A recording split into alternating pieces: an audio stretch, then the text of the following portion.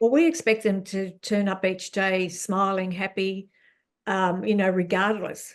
They're human just like we are. They have their family issues, they have their health issues. They might have a back pain, they might have a headache, they might have who knows what. But we expect them to be there shining and, smiling and absolutely on the ball. Hello and welcome to Beyond Diagnosis, a podcast to raise your awareness, decisions, and voice for alternative practices so you can take back control of your health. I'm Rita De Michele, your host, a mindset and empowerment coach, and the founder of the Onus platform. Join me each week so you can create the health of your dreams. Is anxiety the commander in your decision making, in the experiences you have in life, for the goals you want to achieve? It can express itself in many ways and doesn't discriminate who it affects. To help put you back in control of your life, I'm speaking with Gail Carmody, a health coach who is pioneering and addressing mental health change for healthcare professionals and the general public with anxiety. Hello, Gail. How are you? Hi, Rita. Well, thank you. Thank you for having me on. Oh, you're welcome. We've been having a great pre-chat all about anxiety and healthcare professionals, and it's an area that is really emerging for you as a health coach, in this space, a mental health coach in this space, within the healthcare framework. And you've been a registered nurse for a long time in that sector, also in hospital management. So you've kind of seen firsthand the emotional and physical struggles that actually come with anxiety. So, is there a particular reason why healthcare professionals in general experience anxiety more than other professionals? That's a good question, Rita. I think that from my experience, it's the fact that the personality of many healthcare professionals, and particularly doctors, is they have a trait of perfectionism. Mm, And they have this, therefore, gives them very high expectations of their achievements, their goals, their outcomes, their patient care, and personally for themselves, their image and representation to the community. yeah, I think that that's the underlying reason for it, and the expectation probably by themselves and families of them to achieve. you can kind of understand that though, don't you? Doctors are held with such high esteem in society. Like, if you're a doctor, all of a sudden you've got instant credibility, you've got status, you've got everything. And apart from that, also on their part, they're taking people's lives and health into their hands and feel responsible for it. So you can imagine the anxiety that that would bring, to someone who feels, if this doesn't work, or if I've taken someone down the wrong path, or what I've prescribed has caused something else. Everyone's human. You would feel responsible, Mhm. for the outcome of that patient. That's very true, Rita. I think it's even more important than, say, if you were the financial manager or bank manager or whatever. You wouldn't have that same level of responsibility as a human life. Yes. Uh, and then a lot of the work they do is very intricate, going into the brain and the heart and all these very specialized areas of humans. So to have be perfect in the outcome, I guess for the patient as well, is very important. So there is Mm, a lot of expectations beyond themselves by the patient and even their colleagues. People they're training. There's this huge expectation. So yes, there's a lot of pressure put on them, and so that in turn creates that anxiety. yeah, it would. And do you feel, Gail, that um, people have a misconception that doctors or any kind of health care provider has it all together. Yeah, You know, I think that's a pressure in itself, isn't it? That it we is. think, oh, there's never anything wrong with them. There's never anything mentally wrong with them. You know, they know everything because we do put all our charge into their hands. What do you say to that? So we have to keep in mind too that they're human and they have bad days like we do as well. Um, but I guess it's the expectation that we want a good outcome from them. And I think in general, they do present on a fairly even emotional keel when they present to the patient. I Mm, think it's internal anxiety they have rather than displaying it openly. yes, yes. But they are only human, so we have to keep that in mind when we go to them as well. When you're in a coaching session with a doctor, what is one of the most common complaints that they're experiencing? You know, anxiety, but what are they saying that they feel that anxiety is mainly fueled from? Is it the care for a patient or is it from other colleagues or what is it? It's a variety, Rita. It's a variety. They work within that health system, and that is a big, chunky animal, the health system. And Mm, it can either chew you up and spit you out, or you survive in it. So it's not just the doctor turning up each day just for you or me, um, to give us healthcare. He has to function at home with a family, has to function within this big system with his colleagues, with education, with all these massive expectations way beyond just sitting here looking after you or I.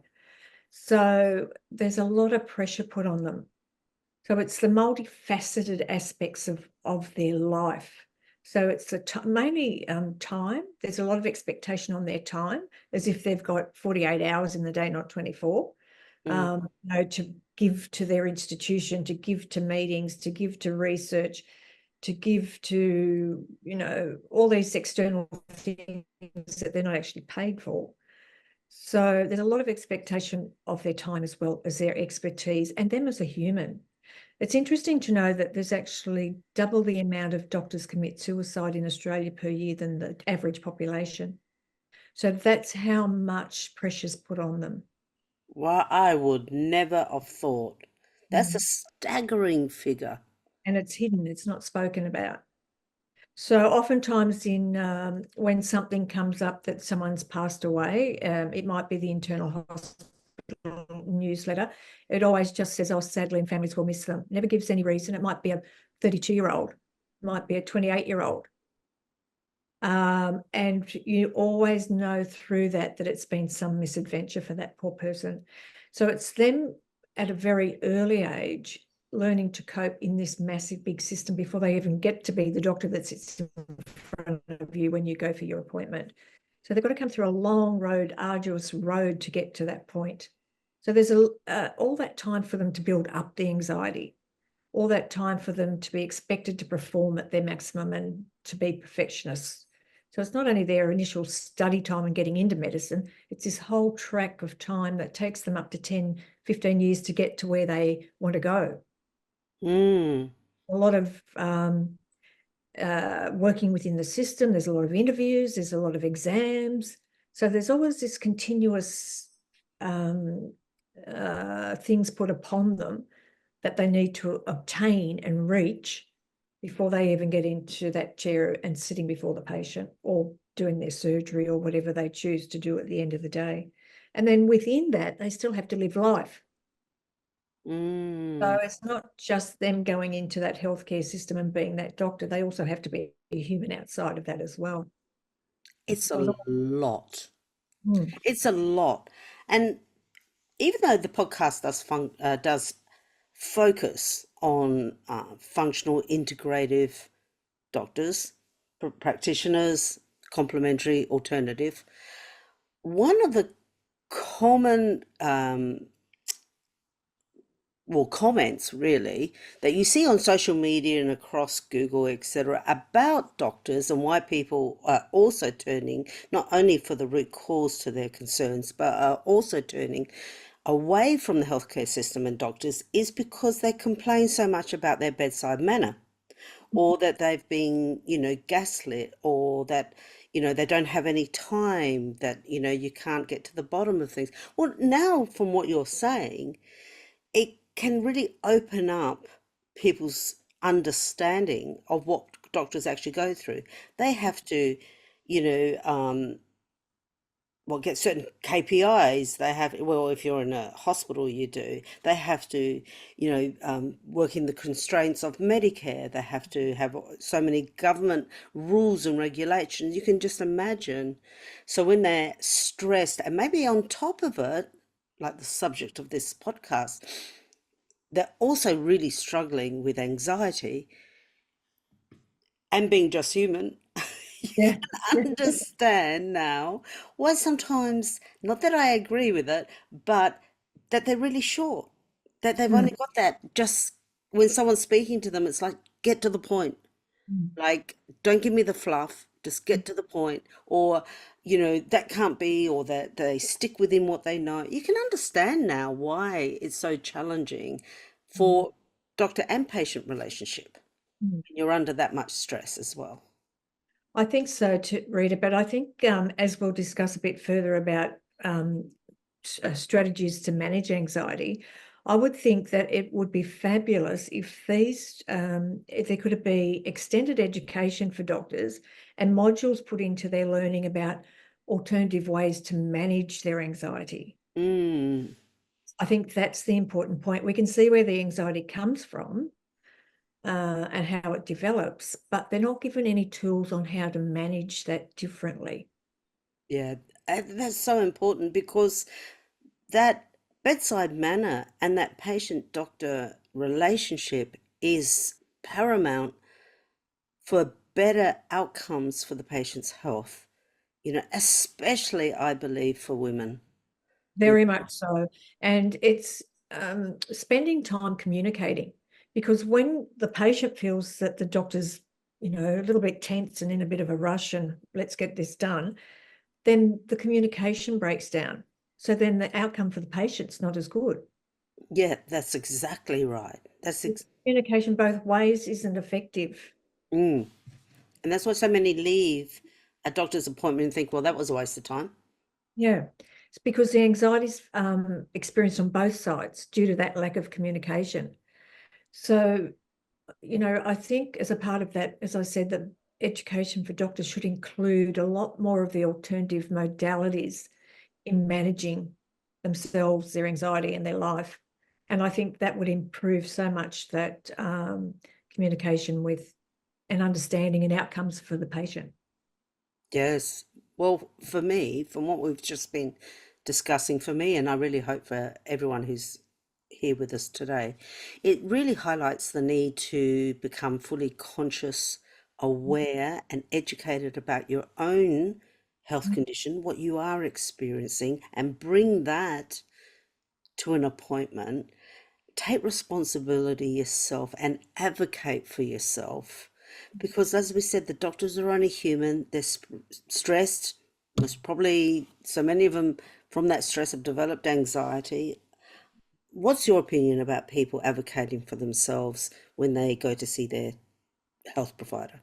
I think it's absolutely necessary. Absolutely necessary. Everyone should be aware of their own health and their health needs. And today you've got the availability of internet, which may not give you all the correct information, but it gives you a broader idea of what your complaints could be. I think that you need to educate yourself and be fully aware of your own body, because when you do that, you actually give the doctor a better starting point. When you just go in quite vague and not really knowing what you want or what the outcome should possibly be for you, they have to start from scratch, and it's just so much harder for them. So I think it's really important for everyone to take responsibility for their own health.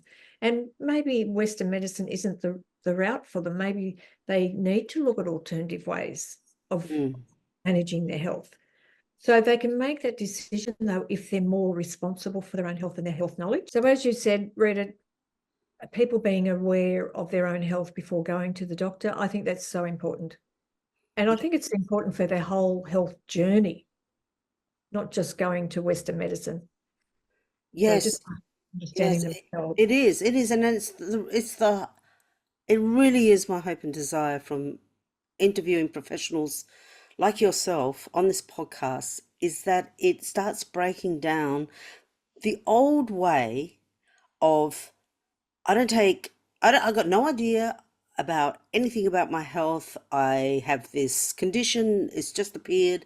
I don't know anything about it. I'm going to a doctor or a alternative practitioner and they're going to give me all the answers Mm. and they're going to cure me or they're going to help me or and I don't need to do anything. Like all the pressure is on them. I don't take responsibility or in control of myself. I hand over everything for someone else for it to be in their hands. And yes, we do need obviously their guided help. That's why they are where they are, all the study they've done. And it's your body, it's what you're experiencing, and you need to go there, like we said, informed. I really hope that that old way of you can't question a doctor, you can't say anything to a doctor, they know everything, is moving out of society because, yeah, I think it really has to. I think that's an important point. And maybe it's slowly moving. I think with the newer, younger doctors, they're more aware of that. So I think that will eventually move. But I think as the patient becomes more assertive and responsible for their own health, I think that paradigm will shift as well. And they go in and they ask questions. Mm, yeah. Well, health has become, it has the desire for people to take control and of their own health has skyrocketed in the last 20, 30 or so years, but for many people in the last 20 years you see it on social media. So a new age is coming, a new era is coming, which I celebrate wholeheartedly. But like I mentioned in the intro, Mm. anxiety really doesn't discriminate. It doesn't just affect the professionals, it affects anybody and at any stage of life. I know that in my family and personal experience, I don't feel I struggle with it at all now compared to when I was younger. One of the Yeah. reasons why I went down the alternative path and started this podcast and everything was also for my son's anxiety, which he is very much coming out of. Mm. It can start in early life. You can be born with a familial history. It can happen after an event, or, like you say, the pressures of studies and becoming a professional. What are some of the root causes for anybody listening who feels like I feel like I'm a bit anxious? I've read it on Google. I feel like I can tick some of the. I've done a quiz. I can feel like I can tick X amount of boxes. What's the root cause for anxiety? Majority of root causes for anxiety is um, often some negative or traumatic event. And it doesn't have to be a childhood abuse or anything like that. It can be just from failing in an exam, and the Mm, expectations partly can come from that. So then when you go to sit another exam, you're so anxious you fail again. So it can be as simple as that. It's a negative event that's happened to us, whether it's traumatic or not traumatic. It's still a negative event. And that actually stays in the subconscious. That's why it's so strong. And that's why it keeps playing out in all the future events that happen, or a repetition of what that event was. mm, So, but for adults, it's still often around all those core things of our life: relationships, money, health, and our work or career. So we think about stresses in those areas, and then we become anxious about them. mm, So it can come on in adulthood. In Australia, there's approximately 30% of the population have experienced or do experience anxiety. So that's quite a high number. But overall, there's around 1 in 4. So that's around the 20%. the habit, constantly. So the thing is, though, Rita, it becomes what I've learned from some of the work from a well-known psychiatrist in America, it actually becomes a habit. That's interesting. Yeah. Anxiety as a habit. It's a psychological habit. So what happens is we actually get a reward at the end of being anxious, and that's what keeps us addicted to the behavior. Mm. So it's something that we can certainly change, but we need to be aware of it before any change obviously can ever be made. So yeah, it becomes what he refers to as a habit loop. And the habit loop has 4 steps to it. So I don't know if this is a time to talk about it, but Just a that's little brief overview of what those 4 steps are so people can become okay. aware if they're doing one of the steps. Yeah, well, they usually do the 4. The 4 go hand in Oh, hand, they go hand in hand. okay, but they don't realize that's what's happening. But it all starts with the thought, the original thought. So the thought can be driven around whatever your stressor is with work, finance, relationship, or health, Mm. whatever that stressor is, which for many the stressor develops into anxiety. So that's that thought, and that thought then sets off emotions. And the emotions are a cocktail of chemicals released from the limbic system or the subconscious mind. And that cocktail of chemicals drives our neurotransmitters and Mm. becomes a reaction.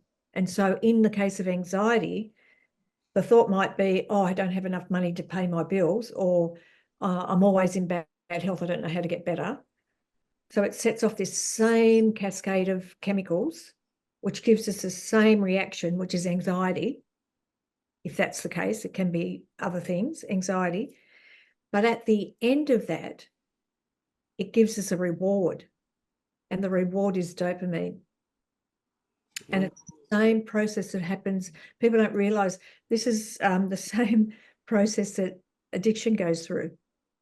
Right. The thought for whatever you need, the emotion sets off the chemical reaction. You take the reaction, which is taking the drug or having anxiety, and it gives you a reward at the end. So people don't realize that this is what's happening internally. So it's so strong internally. But Usually I associate dopamine with feeling good at the end, like feeling good. I rarely see people who have anxiety that feel good. it still gives them the reward, whether it's So it's negative. still a feeling. So the Ah. internal physiology goes, oh, thank God I've got that feeling.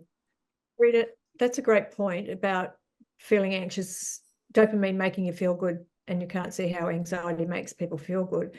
It's not actually what happens on the external, it's what happens internally.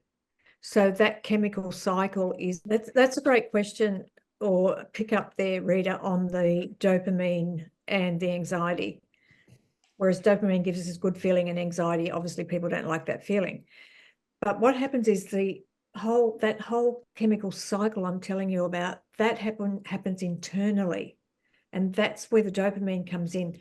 It's very complicated. I can't explain it here, what happens in the brain itself, because it's a whole hour on itself, what actually happens to create that simple scenario I've told you about. But the brain holds you in the state of anxiety until it gets the dopamine.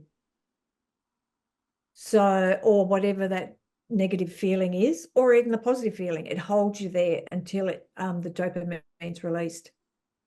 Mm. So there's a whole physiological process happens in the brain that does that. But all can be changed if you're aware of it. Yes, Then yes. you can start realizing what's happening and start making change. And obviously any change, because it's an old habit that's been repeated and put into place, and particularly if it's a childhood trauma or negative experience. Gail, that's so interesting to hear that it's very similar to like an addiction. So, what are the 5 common symptoms for anxiety? The most common ones are fear, doubt, worry, dread, Uh, and then that gives us things such as reducing our concentration. And often that's due to distracting ourselves. And then you get all the other physiological side effects, such as being sweaty, fast heart rate, feeling nauseated sometimes, and irritable bowel, and those type of things. So they're the main symptoms. Mm. You know, it is hard. It's really debilitating for people, isn't it? When you feel that you can't go outside because you're feeling these feelings, and then you see a professional who actually believes that it's incurable, but you don't actually agree with that. So what are some of the strategies that you help your, well, doctors and people in general with, that they can use to manage or actually get over their anxiety for good? So Rita, there's all the strategies are simple. They're really simple, and it just takes people to be aware and practice. And the main practice is breathing, our breath. Mm, Okay, so, and it can be done anywhere. I tell the doctors, if they're in the middle of an exam or in a difficult family situation, just to sit quietly, and it only takes 12 seconds. So they can take 4 deep breaths in through the nose, hold for 4 to the count of 4, and then slowly release the 4 breath out through the mouth to the count of 4. So it's only 12 seconds. And obviously, if you can do that a few times, it's better. But just to do it once breaks the state. Okay. So the second strategy, Rita, is also very simple. Once again, it requires awareness. So when you're aware that you're starting to go into this anxious state, you pause for a moment. Then you take notice of what that thought is. And you can actually, in that moment, change that thought or recalibrate. that's This is where you take interesting. control. This is where you take control. Okay. Take a breath. Once again, breathing comes into it. And this one can just be one in through the nose and slowly out as if you're blowing out a straw. And that will change your state. So what all these strategies do, they actually break the state within the brain between the sympathetic and parasympathetic nervous system. So Mm, the sympathetic puts us in flight and fright, and the parasympathetic puts us in rest and creativity. So it's actually just that simplicity of switching from one to the other. And a lot of your other podcasts have covered off a lot of these areas in alternative health, which is really great. So yeah. it's just how you use those with simple methods like breathing. Awareness, pause, breath. And that's even with the 4 breaths, in, hold, and out. It's the same thing. It's sort of a pause, awareness, pause, take an action with the breath, and it breaks the state. So they're just 2 simple things you can put into play. But I always recommend that you start practicing these things well before you get into the anxious state. Don't wait till you get into the anxious state, because if you start practicing them, I even encourage people to set their phone every 2 hours and practice it through the day, Oh, just once that's or good. twice, Yeah. so that it's already set here in the neural pathways when they get into the anxious state, so they can automatically just put it into action. So it just comes into play without them thinking, now, what was that step? How do I do that again? It just comes into play because they've already practiced it. Yeah. It So very sounds simple, very easy. preventative. That sounds Yeah, preventative. Instead yeah. of dealing with the actual anxiety at the time and waiting for it to build up, you're negating it by being preventative. I mean, you still almost probably have an anxious response, but maybe not as severe that you would Mhm. have had. Mhm. Yes. And that's also taking control, Rita, of your own health once again. Mm. And that, by practicing this, it actually leads into negating the anxiety altogether. Because when Yeah. you get to what was previously an anxious state, you think, oh, I know how to deal with this, and you just put it into play. Yes. So how you lose the anxiety, that's how, So, by repeatedly practicing these things. so that's like when they say learning how to soothe yourself. Yeah, just Mm. similar principle. Yeah. Gail, that has been amazing, and you've given so much information and helpful tips throughout this whole interview for people with anxiety or to understand if they are, have elements of anxiety, whether they feel like they're developing anxiety due to an event. Mm. What is your best piece of advice you could give to someone today to help them, to help them calm themselves? As I said, Rita, I really think the Mm, breath work is that because it's so easy and so simple to implement. So even if you're an anxious mum or whatever, and you can just say, okay, I'm going to take a moment out here and just do some simple breathing, and you'll find it'll break that state. It's just doing simple stuff that's quick and easy and becoming a part of your daily habit, I think, is the best advice. and not to complicate it. Not to complicate it. We as humans love complicating everything. Yes, We love complicating everything. Come back to simplicity. because that's another whole episode, really. We could talk about with you, I think there's a lot of, self-worth, self-esteem, Mm, perfectionism that mm, fuels these mm, the feelings of mm. anxiety. Yeah, So, exactly. yeah, decomplicate things. There's so Mm, much mm, value mm. in keeping it simple and not worrying about what other people think Mm. and Yeah, just, living your own life. exactly. Gail, this So, has been so helpful. Thank you so much for coming on the show and, also educating everyone about doctor's situation. So maybe a lot of the judgment and frustration towards doctors can be lessened, and people can take responsibility for themselves and their mm, interaction with a doctor to feel yes. more empowered so they don't walk away from an appointment feeling, a little bit victimized, that they Mm, feel have a little bit like that was rubbish or why me or it's always like this.